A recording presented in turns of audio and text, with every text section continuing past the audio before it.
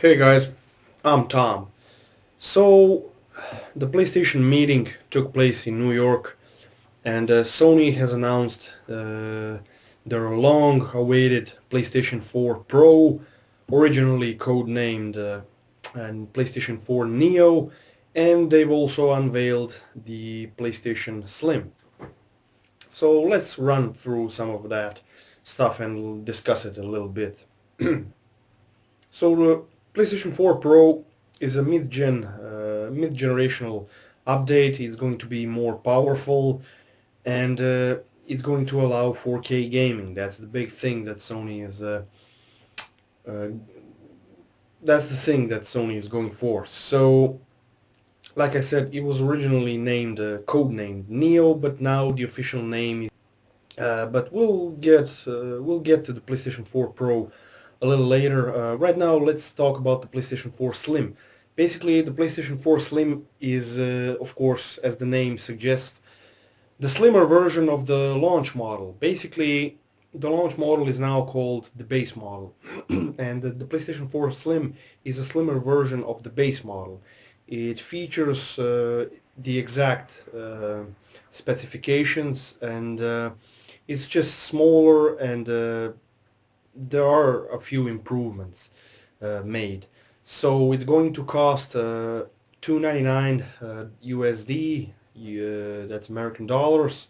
So $300. That's not bad.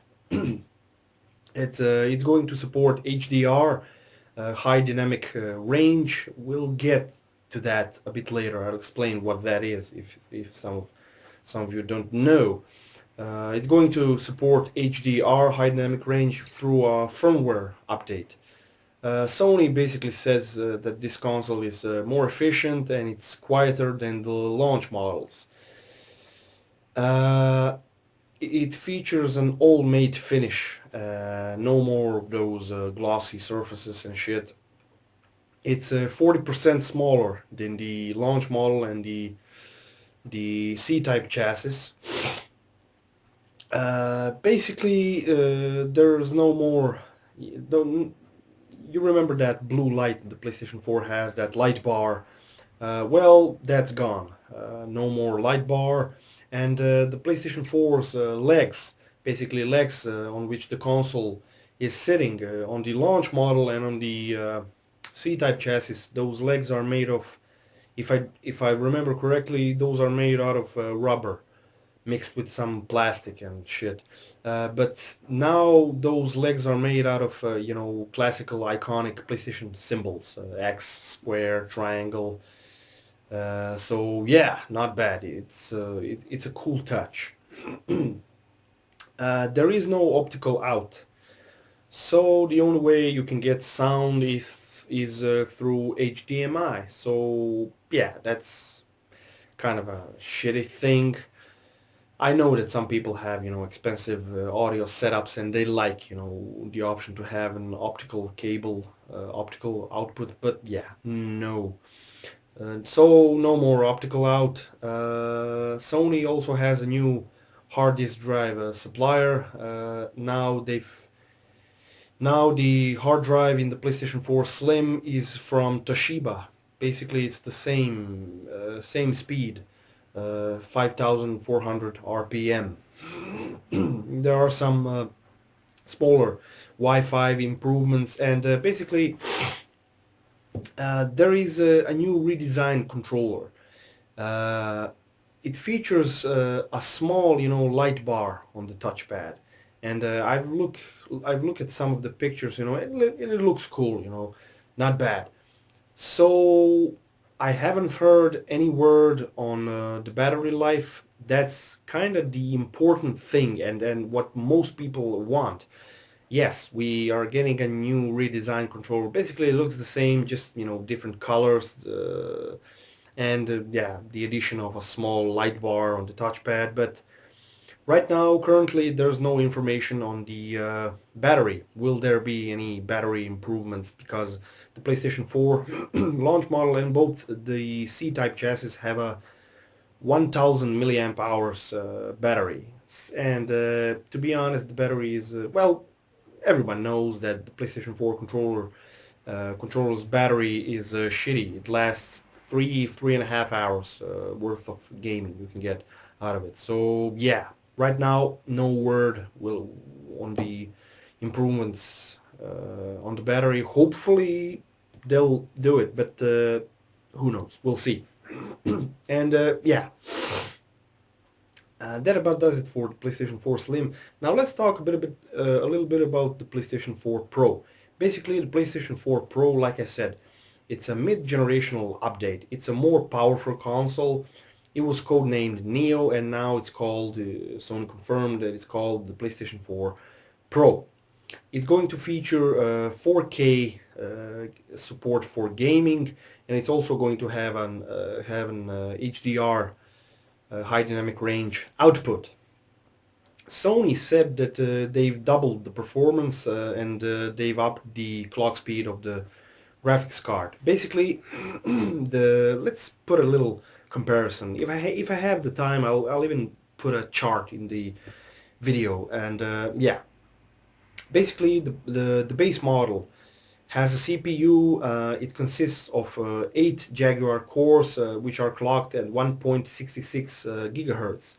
The Pro model also has 8 Jaguar cores, but they are clocked at 2.1 gigahertz. So yeah, not a huge improvement, but yeah, it's a solid improvement. The GPU in the base model consists of 18 GCN units clocked at 800 megahertz. Uh, on the PlayStation 4 Pro, the GPU consists of 36 improved GCN units, which run on 911 megahertz. So not bad. This is the biggest improvement. But yeah, it's in my opinion, it's a logical step that the graphics card gets the biggest improvement since it's going to handle 4K gaming. The memory also gets a boost. The base model has 8 gigabytes of GDDR5 memory with a bandwidth of 176 gigabytes per second. The Pro model is also has 8 gigabytes of GDDR5 with a bandwidth of 218 gigabytes per second. So it's 24% more bandwidth, and Sony said that the Pro model will also have an additional 512 megabytes of more usable memory for developers to use. So yeah, basically graphical, and you're going to get, with the PlayStation 4 Pro, you're going to get graphical improvements, performance improvements, and including PlayStation VR games. Basically, 1080p is the minimum resolution that has to be displayed on the PlayStation 4 Pro. PlayStation 4 Pro will allow 4K resolutions and 4K gaming, and they have a great trick, in my opinion. They're going to allow, not just allow, basically almost a lot of games will be in 4K, and you can play if you have a 4K television. You can buy the PlayStation 4 Pro and play in 4K resolutions. But they're doing a trick. Uh, there's a thing called checkerboard rendering technique. Basically, the PlayStation 4 Pro it's not a huge improvement over the launch model. And even with with all of these improvements, the PlayStation 4 Pro isn't capable, and it isn't powerful enough to run games in native 4K resolutions. Yeah, I mean, let's be realistic. I don't know why so many people are upset with this. Basically, I've seen a lot of shit talk on the forums, and a lot of disappointed people because there won't be a lot of 4K native games. I mean, what the fuck did you expect?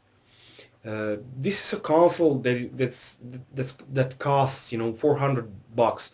Basically, in a PC, you have graphical cards that cost, $400, $500 alone, just a GPU, and they're struggling to run games natively in 4K. So I don't know what people were expecting. I really I I don't know. I guess people were expecting, native. I mean, I guess the people were expecting to run games that the PlayStation 4 Pro is going to run games natively in 4K. But yeah, that ain't gonna happen with a $400 console. But Sony has a nice trick up their sleeve, and I think this is the best thing possible. If you really want 4K gaming, the PlayStation 4 Pro gives you that. Basically, you have a game, developers are making games, let's say, I don't know, let's say you have in the future Fallout 5. So Bethesda makes Fallout 5 and it runs, in 1080p it runs in 1080p. But if you have a 4K television, it's going to run in 4K with a checkerboard rendering technique.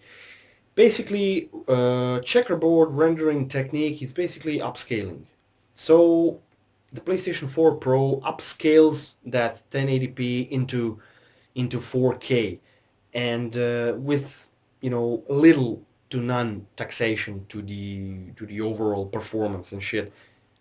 And I think personally this is a nice trick. I mean, it is a trick, but consoles have always utilized tricks, and I'm perfectly fine with this. If you have a 4K television, the PlayStation 4 Pro will allow you to play them in 4K. They're going to be upscaled, yes, but I don't know. To me, that's perfectly acceptable. And basically with HDR is the ability to display a wider and richer range of colors. Much brighter whites, much deeper, darker blacks, and it gives a TV picture a more dynamic look. And basically that is where the name comes from, high dynamic range. So if you have a 4K television and an HDR compatible 4K television, I see no problem with this checkerboard rendering technique. You are going to play games in 4K on your 4K television. They're going to be upscaled, but yeah, I don't know what people were expecting from a $400 console. So yeah, uh, there isn't an LCD strip on the console. It's a bit of a sandwich design, the console. Yeah, I don't see anything wrong with it. It also has that updated controller I mentioned previously, that is coming out with the PlayStation Slim as well, and the same library of games. There won't be any Pro exclusives or base exclusives. Basically, every game that comes out has to. It's mandated by Sony. It has to work on both the base model and the Pro models.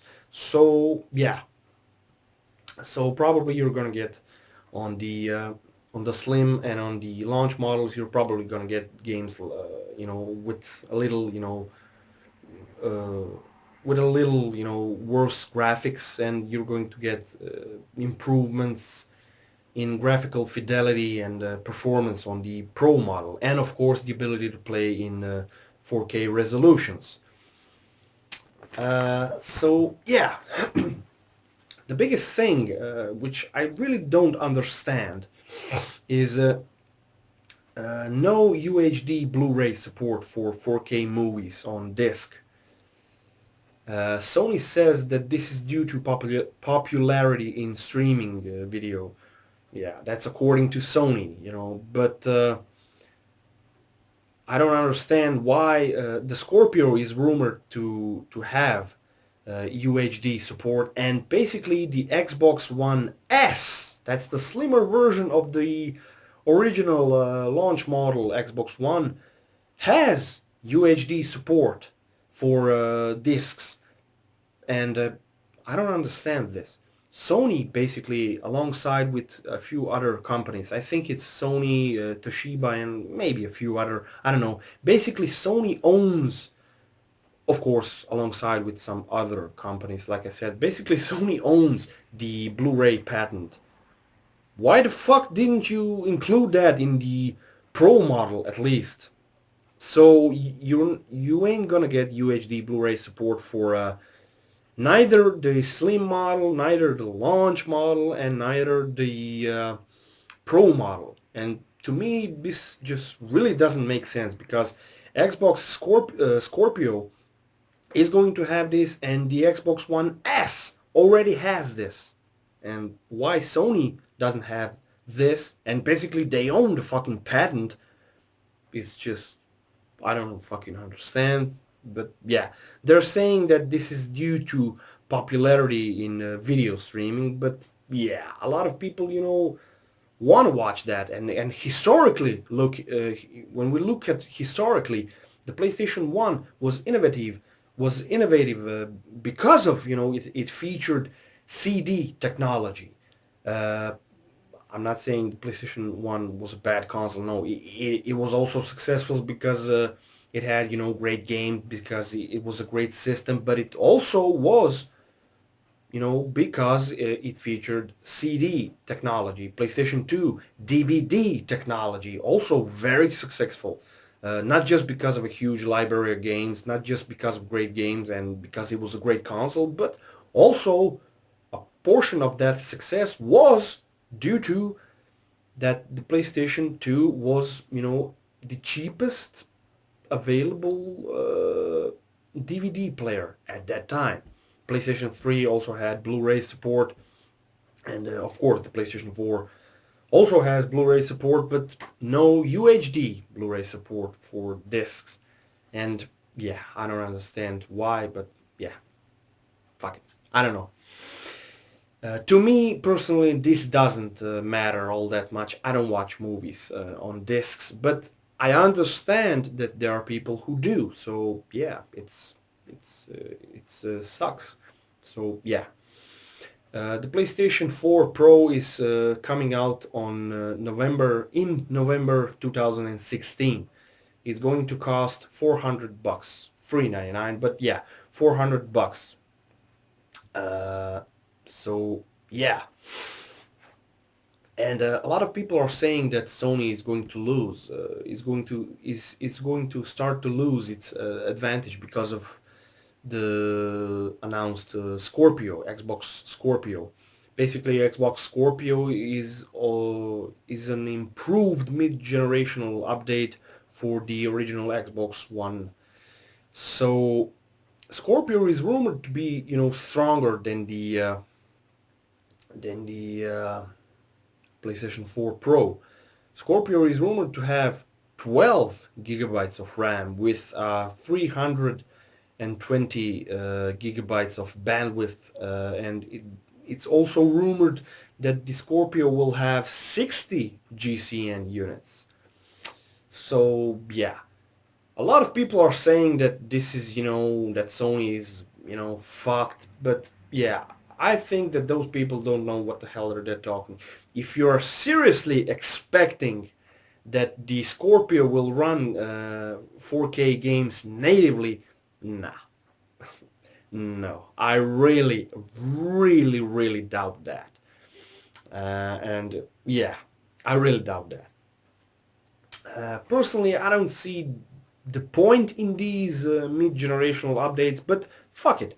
I'm fine because Sony said that there won't be any Pro exclusives, so when a game comes out, it has to work on the launch models and on the Pro models. And I have a 1080p Sony television, and basically I don't give a fuck about the Pro. I'm not gonna buy a Pro, and I'm not gonna buy a 4K television right now, maybe somewhere in the future, in like 5, 6 years, but not now. So I have my PlayStation 4 C-type chassis launch model, and I'm fine with it, and as long as I can play games on it, I don't give a fuck about the Pro. But yeah, my biggest fear that somewhere down the line, when the install base for the Pro gets bigger, that developers will make, shitty versions for the base model. Technically, they're allowed to do that. Your game has to work on both systems, yes, but when the install base gets larger for the Pro model, who says that they can't make a shitty version for the base models and uh, a great version for the Pro model? So yeah, that's my biggest fear. But yeah, I doubt that it will happen. But fuck it, who knows? And yeah, basically that was it. That was just me talking about the PlayStation 4 Slim and the PlayStation 4 Pro. I hope you enjoyed this video, and yeah, stay tuned and check out my channel for more stuff like this. Have a great day, and bye.